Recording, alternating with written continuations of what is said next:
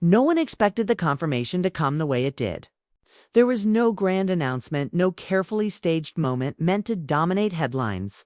Instead, the decision surfaced quietly, almost deliberately understated, as if Prince William and Princess Catherine wanted the world to understand one thing before anything else. This wasn't about spectacle. It was about finality. After years of speculation, whispered theories, and relentless curiosity, the message was clear. Their family would not grow again. There would be no fourth child. And behind that calm confirmation sat a story far heavier than most people realized. For months leading up to it, the rumor mill had been spinning nonstop. Every appearance, every photograph, every slight change in schedule was picked apart. When Catherine stepped away from public duties at the start of 2024, speculation exploded. Social media lit up with theories. Tabloids ran hopeful headlines. And royal watchers convinced themselves they were seeing signs that didn't exist. It wasn't the first time the public had tried to read her body language like a coded message. But this time, the assumptions were louder than ever. And then the truth arrived, and it wasn't what anyone expected. The announcement about Catherine's health shifted everything overnight. What had first been described as planned abdominal surgery turned into something far more serious. When Catherine later appeared in a recorded message, calm but visibly vulnerable, she confirmed that cancer had been found and that she was undergoing preventative treatment. The moment landed hard. This wasn't gossip anymore. This wasn't speculation. This was real life breaking through the polished surface of royalty. And suddenly the question of another child felt almost inappropriate. But behind palace walls, that question had already become unavoidable. Long before her diagnosis, pregnancy had never been simple for Catherine. Each time she carried a child, her body reacted aggressively. Severe pregnancy sickness left her hospitalized, weak, and struggling to function while the world watched from the outside. The public saw composed smiles on hospital steps and perfectly tailored coats, but they never saw the cost. 3 times she pushed through it. 3 times she endured what many women would never choose to repeat. Even then, there were moments when a 4th child felt possible, at least in theory. But theory has a way of collapsing under reality. When illness entered the picture, everything changed. Treatment took months. Recovery wasn't instant. And while Catherine returned to public view later in the year with quiet determination, those closest to her understood that her body had been through something transformative. Not dramatic in the cinematic sense, but profound in the way it forces you to reconsider what matters. Reports suggested medical guidance was cautious. Not impossible, but careful. And at her age, after everything she'd endured, the margin for risk narrowed sharply. At the same time, life at home continued. George was growing into a role he never asked for, becoming more aware of the world watching him. Charlotte, confident and perceptive, seemed to understand more than most adults realized. Louis, still young enough to be blissfully unaware of consequences, brought moments of lightness when the household needed it most. The family dynamic had settled into something stable, something balanced. Introducing a baby into that environment wouldn't just change logistics. It would change everything. William understood this better than anyone. His own childhood had taught him what instability feels like. He'd lived through public family breakdown, relentless media intrusion, and loss that arrived far too early. From the moment he became a father, he promised himself his children would grow up differently. Not shielded from reality, but protected from unnecessary chaos. Watching Catherine endure years of physical strain, followed by months of treatment, sharpened that resolve. Asking her to do it all again no longer felt brave. It felt unfair. Behind closed doors, the conversations weren't dramatic. They were quiet, practical, honest. Sources close to the couple suggested the decision wasn't about what they couldn't do, but about what they no longer needed to prove. They already had 3 healthy children. They already had a secure line of succession. And most importantly, they still had each other. Something illness has a way of putting into sharper focus. The moment it became clear reportedly didn't arrive in a hospital room or a doctor's office. It came later in stillness. watching their children play, hearing laughter carry through open windows, realizing that the life unfolding in front of them was already complete, not lacking, not unfinished, just complete. When the confirmation finally reached the public, reactions varied, but something had shifted. Instead of outrage or disappointment, there was understanding, support, a recognition that this wasn't a failure to meet tradition, but a refusal to sacrifice health for expectation. In a monarchy often criticized for being out of touch, this decision felt quietly modern. It also signaled something larger. Royal families across Europe are shrinking. The idea of producing heirs as a safeguard belongs to another era. Stability now comes from preparation, not numbers. From emotional resilience, not expansion. William and Catherine's choice reflected that evolution, whether intentionally or not. More than anything, it humanized them. It reminded people that behind the titles are parents making the same calculations millions of families make every day. What can we handle? What have we already survived? What kind of future do we want for the children we already have? There will be no new royal baby announcements, no hospital steps moments, no fresh round of speculation tied to pregnancy. Instead, attention will shift where it arguably belongs to watching 3 children grow, to seeing 2 future monarchs shape the roles they will one day inherit, and to a family that chose preservation over pressure. In the end, the decision wasn't about closing a door. It was about protecting what stood behind it. And in doing so, Prince William and Princess Catherine may have revealed more about the future of the monarchy than any birth announcement ever could. That future now looks quieter, but also more deliberate. With the question of another child settled, William and Catherine can move forward without the constant shadow of speculation following every appearance. No more guessing games about timing, no more headlines dissecting silhouettes or wardrobe choices. That alone removes a pressure most people never see, but one that has shaped royal life for decades. For Catherine especially, it means something rare in her world, the freedom to heal. Without being watched for signs of what comes next, it also changes how the public watches her return. Each engagement is no longer framed as a prelude to maternity leave or a countdown to another announcement. Instead, it becomes about who she is now, a woman shaped by illness, recovery, and a renewed sense of limits. Those close to her have suggested that this experience has sharpened her focus, not dimmed it. She's more selective, more intentional, and less willing to stretch herself thin simply to meet expectation. That shift may prove to be one of the most lasting outcomes of the past year. For William, the clarity is equally important. His role has been steadily expanding, especially as the monarchy navigates a period of generational transition. With his father facing health challenges of his own, responsibility has arrived sooner and heavier than anticipated. Knowing that his family life is stable gives him a foundation that previous heirs often lacked. He doesn't need to divide attention between growing a family and preparing for the crown. That preparation is already underway. The children, too, benefit in ways that won't be obvious for years. George won't have to adjust to a much younger sibling while carrying the growing awareness of his future. Charlotte's place in the family remains unchanged, her role secure and clearly defined.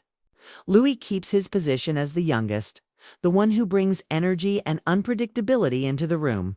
Their relationships with each other can deepen without disruption, something that matters more in a royal household than most people realize. There's also a symbolic element to this choice that shouldn't be overlooked.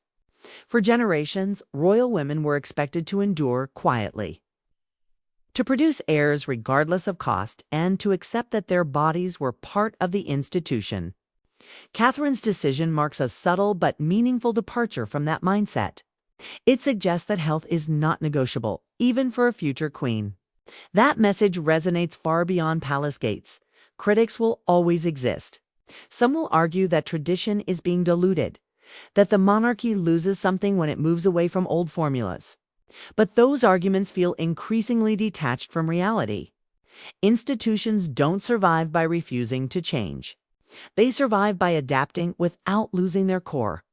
And in this case, the core remains intact: continuity, duty, and service. now balanced with boundaries. That grounded approach may end up defining their era more than any ceremonial milestone ever could. In the past, royal narratives were driven by births, weddings, and carefully staged moments meant to reinforce continuity. But William and Catherine's story has increasingly centered on something different: endurance. The ability to absorb pressure, adapt to changing realities, and keep moving forward without losing themselves in the process. Choosing not to have another child fits squarely into that pattern. It's not dramatic, but it's deeply telling. What's striking is how this decision reframes the last year in hindsight.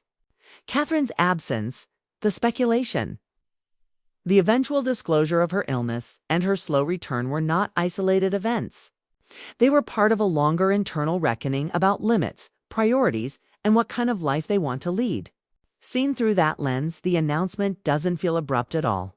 It feels inevitable. The conclusion of conversations that had been unfolding quietly for a long time. It also signals a subtle shift in how the monarchy communicates.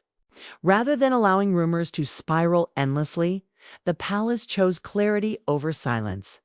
Not full transparency, but enough honesty to stop the guessing. That balance is difficult to strike, especially in an environment where every word is dissected. But it reflects a growing understanding that speculation can be more damaging than truth when left unchecked. Looking ahead, the focus will inevitably move toward the next phase of William and Catherine's public lives. Their children will grow more visible, their responsibilities heavier, their influence broader. With no looming questions about expanding their family, they can plan further ahead, commit more fully, and shape their roles with intention rather than reaction.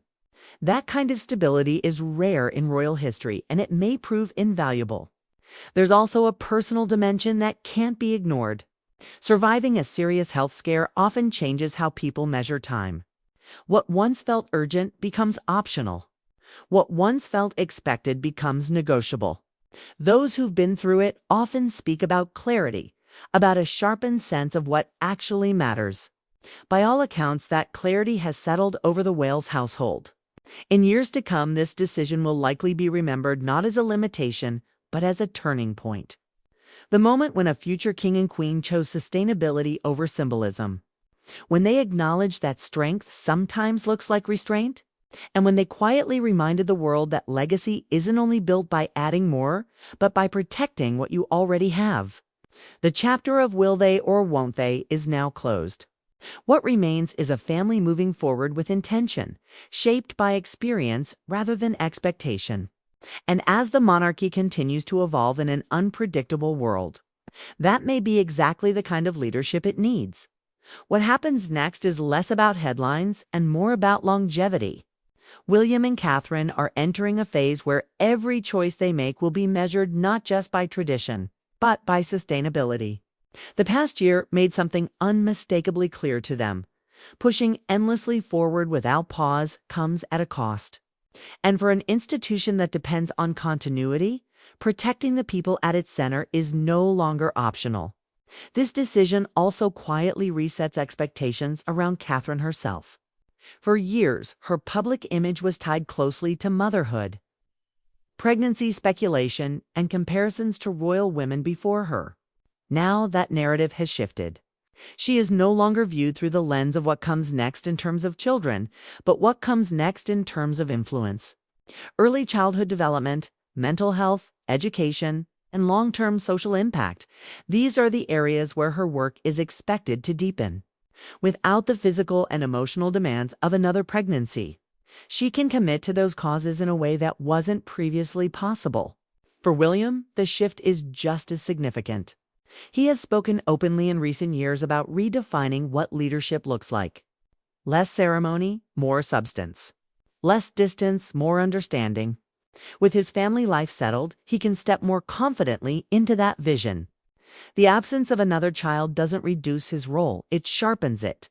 He knows exactly where his priorities lie, and that clarity will shape the kind of king he eventually becomes. There's also an unspoken lesson in all of this that resonates far beyond royalty. Many people watching this unfold recognize something familiar. The moment when life forces you to choose between what you once imagined and what reality now demands. the courage it takes to let go of an idea without framing it as loss.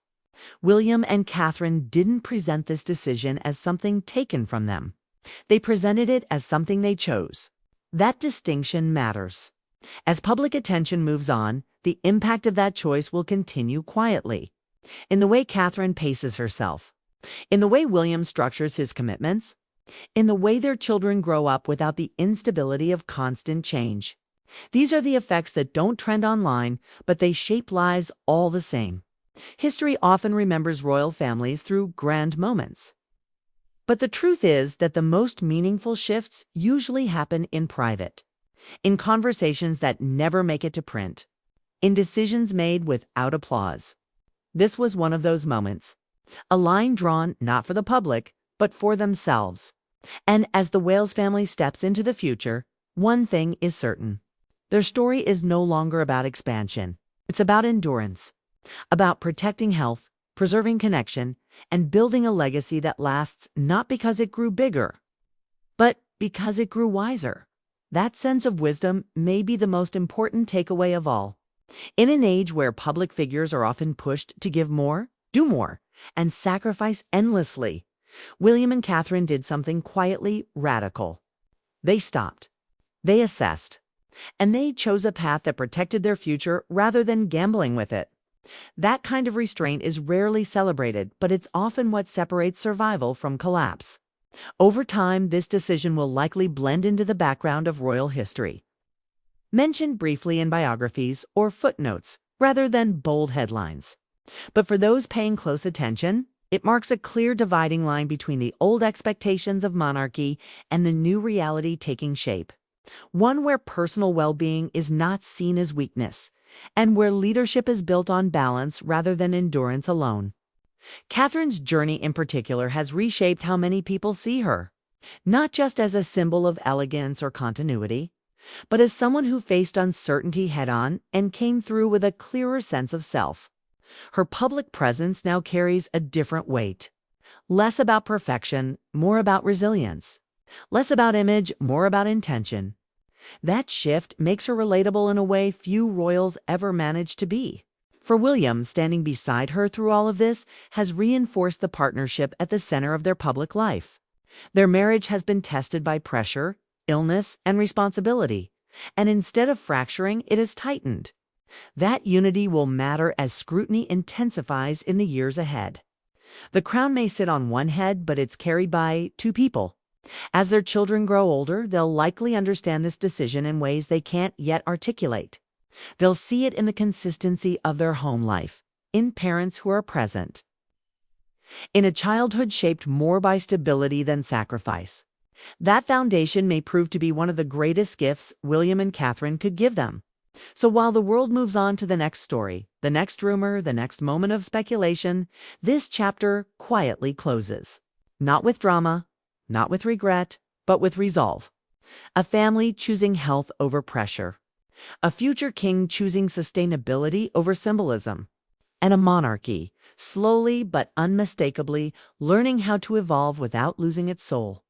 In the end, the absence of a fourth child isn't what defines this moment. What defines it is the clarity behind the choice and the understanding that sometimes the strongest legacy is knowing when enough is enough, and that understanding may echo far longer than anyone expects. Long after the debates quiet down and the headlines fade, this moment will still influence how the monarchy is perceived.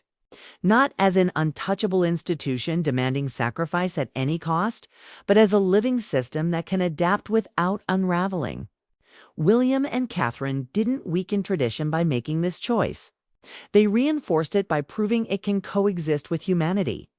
There's something quietly powerful about the way this chapter ends. No spectacle. No attempt to control the narrative through emotion or drama. Just a calm acknowledgement of reality.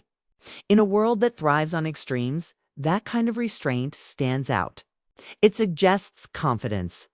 The confidence to say, this is enough, and mean it. As the years move forward, the public will watch George step closer to adulthood, Charlotte carve out her own presence, and Louis grow from comic relief into something more defined. William and Catherine will shift from young parents to guiding figures, shaping not just their children, but the tone of the monarchy itself.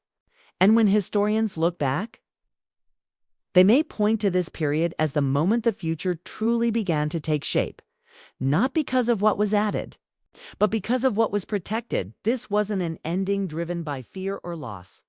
It was an ending driven by